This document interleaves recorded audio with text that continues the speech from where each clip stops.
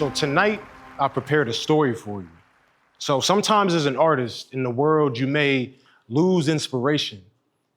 But in my perspective, you don't ever really lose inspiration. You may just lose perspective.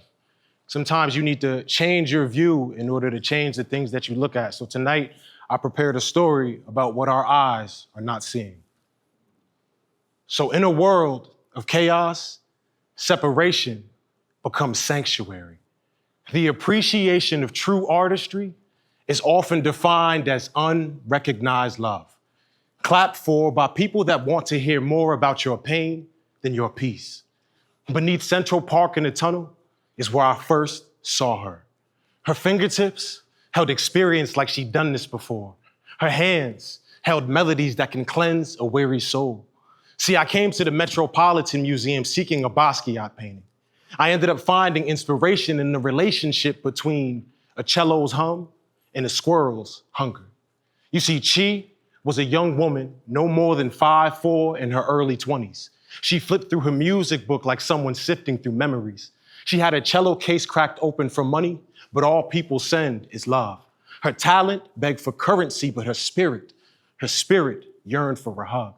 She was throwing crumbs to a squirrel that watched with unspoken loyalty. A quiet dependency grew between them. I could see the beginning of a parasitic relationship forming. It was delicate and dangerous. I knew this pattern. I'd seen it before. It was a tale of giving until nothing is left, of pouring yourself into a hollow cup that could never hold what you give. When her bow kissed the strings, the squirrel perked up, a proud father admiring his child's first steps. His posture radiated pride, yet not enough to make him stay. She played not just for applause, but for his validation. Her eyes were searching for approval. Like a whole life, she was denied the credit she deserved, like she spent a lifetime being unseen. Their bond was a private sonnet, a secret shared under the shadows. They were Romeo and Juliet without the tragic beauty. In exchange, where she traded notes for glances, talent for crumbs. I watched as his paws jittered, clasped with a joy that didn't extend to gratitude. He was her sustenance, but she would never be his. And here is where I stopped just being a bystander, because I know that feeling. The feeling of mistaking applause for acceptance, of wondering if people love your art, or just the way your wounds sound when you say them out loud. I've been the performer, dressed in survival, giving out pieces of myself like free samples nobody pays for. In this tunnel away from the world, she performed as if no one saw her except the squirrel, her one faithful witness. And I realized I'd been that squirrel too. Taking without truly caring, clapping without truly seeing, and suddenly her struggle wasn't just hers, it was mine. I wonder why no one reached out, why the audience celebrated her pain but never acknowledged her humanity. It's because when you have talent, people will cheer for your suffering without even realizing you are the muse. The life of an artist is cruel in the quietest ways. They don't tell you that exposure is a currency that you can't eat, that applause doesn't pay. They don't talk about the cost of being a sacrificial lamb on a stage. They just proceed to walk away and say that.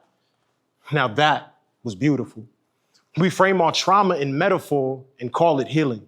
We're expected to perform our pain like a party trick, put 808s over our heartbreak, set ourselves on fire so the world can gather round for warmth. And maybe that's why Chi's music hit me so hard. Because I don't know if she found sanctuary in her song, but I found sanctuary in her sound. In a world that devours softness, she was able to carve sanctuary out of a bow and 4 strings, not for praise, not for profit, but because survival is the performance. I stepped closer and asked if I could record her. She looked up at me, tired but open. She smiled, not performative, just honest. And with the voice barely above the hum of a subway, she whispered, "Live in the moment." You see, I didn't have any money to give, but I gave her my presence. And in a world that only knows how to take, I just hoped that maybe that was enough. Peace.